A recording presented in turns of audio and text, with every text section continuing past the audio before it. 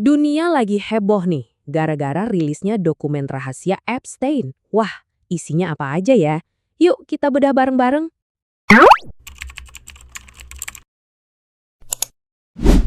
Jadi ceritanya gini, awal Januari 2024 kemarin, Departemen Kehakiman Amerika Serikat ngerilis ribuan halaman dokumen. Dokumen apa? Dokumen yang berkaitan sama investigasi Jeffrey Epstein. Semua ini berawal dari gugatan yang diajukan salah satu korbannya, Virginia Giuffre.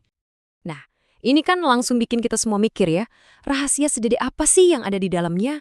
Dan apakah ini akhirnya bakal membawa keadilan atau malah bikin misterinya makin numpuk?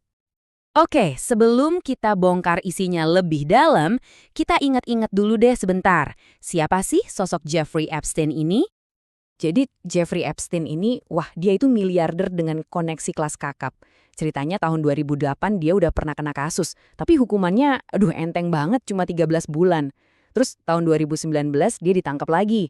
Kali ini tuduhannya jauh lebih serius karena banyak korban baru yang berani ngomong. Tapi yang bikin geger, tiba-tiba dia ditemukan meninggal di selnya sebelum diadili. Aneh kan? Langsung deh muncul spekulasi, siapa nih yang diuntungkan dari kematian dia?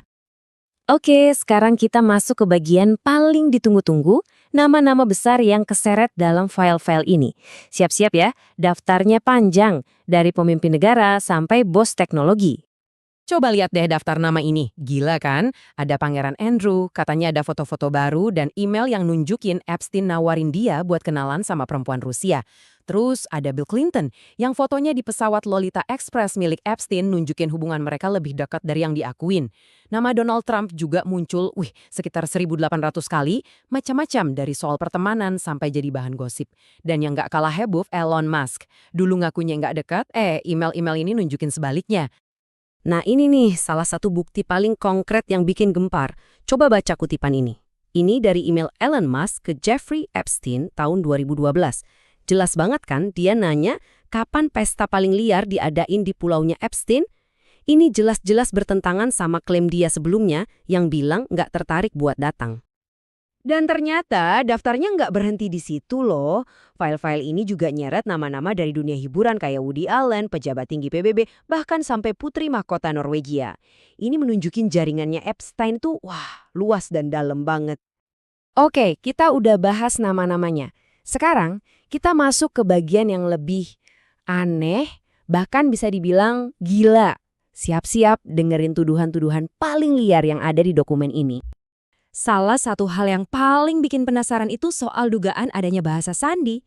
Jadi, mereka pakai kata-kata biasa buat nyamarin aktivitas ilegal.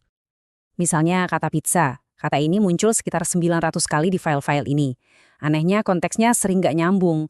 Makanya banyak yang curiga pizza ini kode buat, aktivitas terlarang yang melibatkan anak di bawah umur.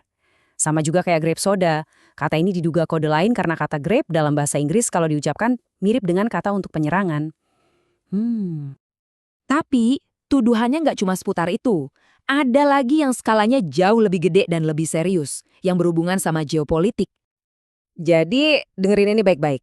Ada tuduhan kalau Epstein ini bukan sekedar penjahat biasa, tapi dia juga agen intelijen, entah buat Rusia atau Israel. Teorinya disebut honey trap. Katanya dia masang kamera tersembunyi di mana-mana buat ngerekam tamu-tamu pentingnya pas lagi macam-macam. Rekaman itu jadi asuransi atau bahan pemerasan. Tujuannya buat ngendaliin orang-orang kuat itu dan bahkan ngatur kebijakan dunia. Serius, ini tuduhan yang levelnya udah beda banget. Kalau tadi soal pemerasan, yang ini lebih aneh lagi. Ternyata dokumen ini juga mengungkap obsesi Epstein sama eugenika dan rencana aneh soal DNA-nya sendiri. Bayangin deh, dia punya rencana buat memperbaiki umat manusia pakai DNA-nya sendiri. Lokasinya, peternakannya di New Mexico. Dia mau nyebarin DNA-nya lewat inseminasi massal. Dia bahkan sampai ngundang ilmuwan-ilmuwan hebat buat diskusiin proyek gilanya ini. Ini nunjukin tingkat narsisisme dan delusi superioritas yang udah di luar nalar. Oke, setelah dengar semua ini, dari nama-nama besar sampai tuduhan yang aneh-aneh, pertanyaan terbesarnya sekarang, terus apa? Apa artinya semua ini? Kutipan ini kayaknya pas banget buat ngegambarin situasi sekarang. Meskipun ribuan halaman udah dibuka, rasanya ini baru permukaannya aja. Cuma puncak gunung es, masih banyak banget rahasia yang tersembunyi di bawah sana. Pada akhirnya, poin utamanya sebenarnya ini. Banyaknya nama besar yang keseret, itu nunjukin betapa dalam dan luasnya jaringan ini, sampai ke jantung kekuasaan dunia. Ini bukan cuma soal kejahatan satu orang, tapi soal sistem busuk yang ngebiarin ini semua terjadi.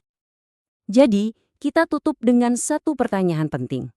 Pertanyaannya sekarang bukan lagi siapa aja sih yang terlibat, itu udah mulai kebuka pelan-pelan. Pertanyaan sebenarnya adalah siapa yang bakal dimintai pertanggungjawaban? Apakah bakal ada keadilan yang sesungguhnya? Atau ya, seperti biasa, para elit ini bakal tetap nggak tersentuh?